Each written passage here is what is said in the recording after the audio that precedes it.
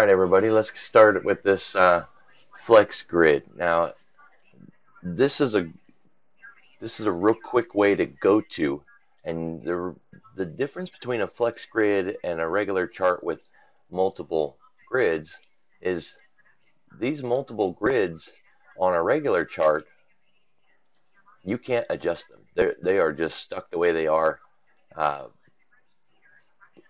and you don't have a lot of choice. But once you get into the flex grid, you have a lot more choices. So the first thing you kind of want to do is figure out what you want. All right, that might sound pretty easy at first, but it's not quite as easy as it sounds. So um, what I want to do here, we have a gap play, and that gap play uses anchor signal, and that's two charts. And since we're also going to be trading when the market is open, we could think about adding some market breadth studies like tick and AD. So that's regular chart, tick chart, New York Stock Exchange tick, and then advanced decline S&P. And for that, we need at least four grids, right? So we're going to go to the Show Actions menu. We want to click Customize Grid, and we want to add, let's add a chart there. Let's start putting in some numbers so we can see, or let's start putting in a product so we can see. We want to make this product number 9. We'll make this product number 9. Now they match. We want this side to be our 5-minute, and we want this side to be a tick chart.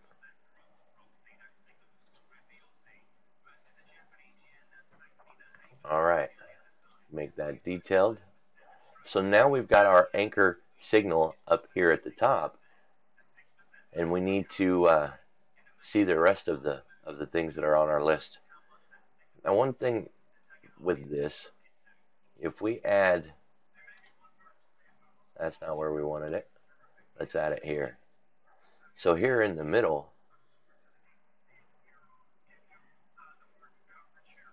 we can split that.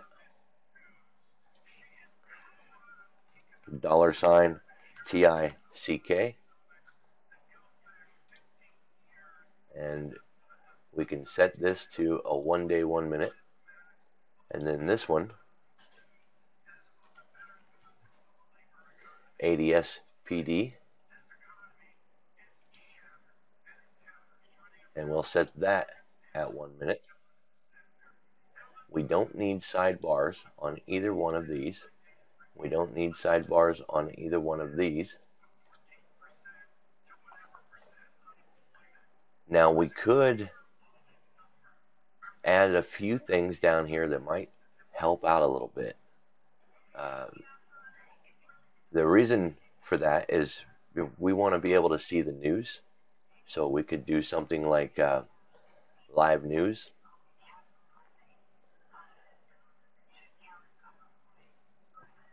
That didn't change the way it was supposed to. Let's make this bigger, maximize that cell, and then ask the question, why am I not getting anything here? We'll just give it something. It could be that since it doesn't have a chart, it doesn't want to show up. So now that we've got a chart, we can turn off chart and have live news. While we're already in this zoomed in phase, we can get rid of that sidebar, go to the next, just click arrow and go over one. And this also, we're just going to give it any number or name or chart, company up here. I'm going to just AAL, it works. We want to add, let's see, what does that dashboard look like? No, not the dashboard.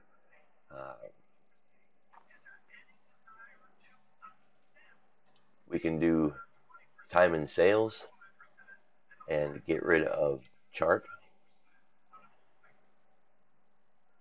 And then make this purple. Let's go back one. We didn't make that purple. That way our news is based on the S&P, and our time and sales are based on the S&P. Now when we click this minimize cell button, we're going to get back out, and you can see we have plenty of room down here, right? Plenty of room. So what we could do is we can add another one, and we're going to get rid of that sidebar. We'll turn this into, no, we'll leave that the way it is. Let's go with it in queue there. We'll add another one. We'll go with the RTY there. Now we've got time and sales from all four of those. Well, from all three. If we add one more, which we could here, then that would fill us up. Okay, and that way we've got news and we've got time and sales, which is, it's not tape speed necessarily, right? Tape speed would be coming from the dome, but it will show you when the market gets excited. It will pick up, and you can use that to your advantage. So time and sales here, get rid of chart. Now there's our four. We don't need the sidebars, so we can kill those.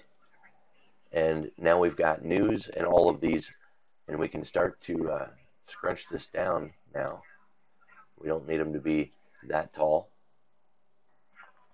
And then we can actually borrow some space, start pulling these across so that the news actually has more room.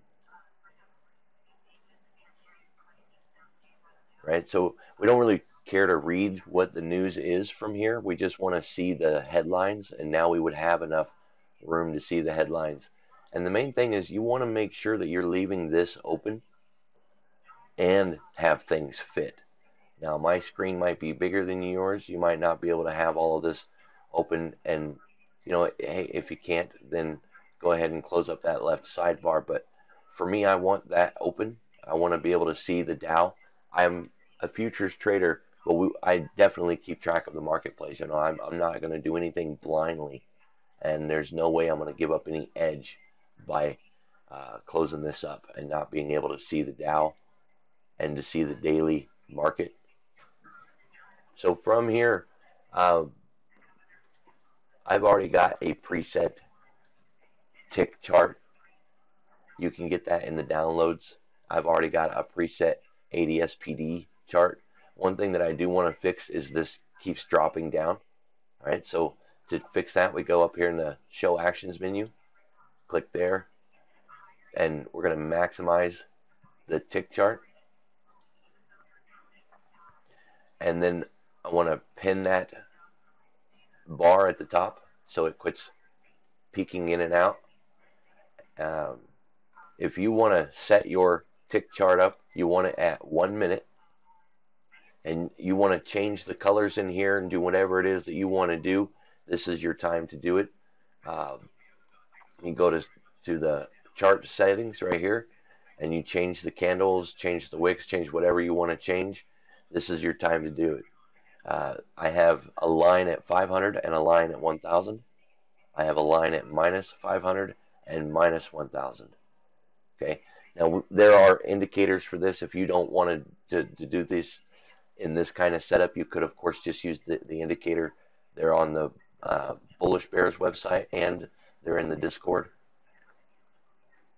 So we want to hit the over arrow and make sure that the ADS-PD is also set at 1 minute. I have lines every 100, so -1, -2, -3, -400.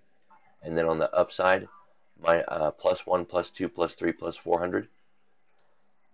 And I just noticed that this has the label on the wrong side. So I'll go ahead and fix that. And this has the dollar value on the wrong side. So I'll fix that. Okay, so there's the market breadth, and now when we come back out of that, we can see I did not pin that.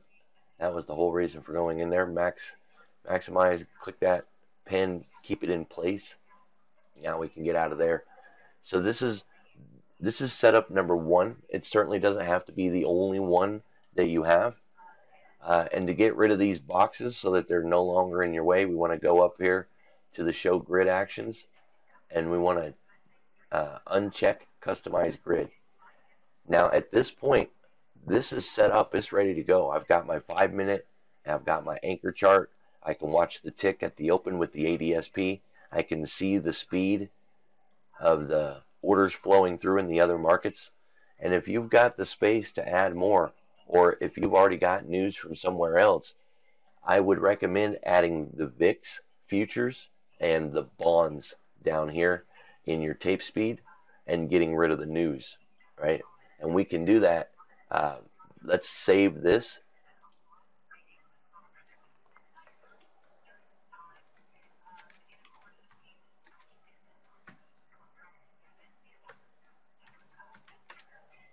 So this is going to be called gap play number 1, because what we're going to do for number 2, now that we have this saved, we're going to go back up here, customize grid, and we're going to change this widget. Well, let's add another first. We'll maximize that cell, and we will just put anything in here, just slash ZB. So there's the bonds, and it's the live news from the bonds. We want time and sales. We want to get rid of live news. So now we've got the bonds. We'll add one more. Oh, it didn't show from here. So there's the news. ES, ZB. So here on the news, I think we decided that we weren't going to use news on this one. We'll go to active, no, not active trader, time and sales, turn off live news, turn off that, and go back up to minimize sell. So from here, we've now got, I'm going to make this VX. Oh, there, see, there's the problem right there. That number 9 shouldn't have been there. So now we got VX there. We'll go up, put this back to ES. All right. So now we've got all 4 of the markets indexes, and then we've got the bonds and the VIX futures index. All right. So now we can get rid of the customized grid block that's in the middle of our way, and we can save this flex grid. We want to make sure we name it something else so we don't lose the first one. So now you've got one with news and you've got one without news. And this is a great way to be able to help you trade the open, so you can watch the tape speed. You see the orders coming through. You might want to filter this a little bit at the open, right? You filter by size, maybe show greater or equal to 10 at the open on all of these, right? Maybe help you out a little bit. So that's it. That's Flex Grid basics, and we can pimp these out as much as we want. We've got multiple Flex Grids, but now you know how to make your own. The sky is the limit. I've seen some very ingenious setups, and you can find some of mine in the Discord. Guys, I'll see you at the next video.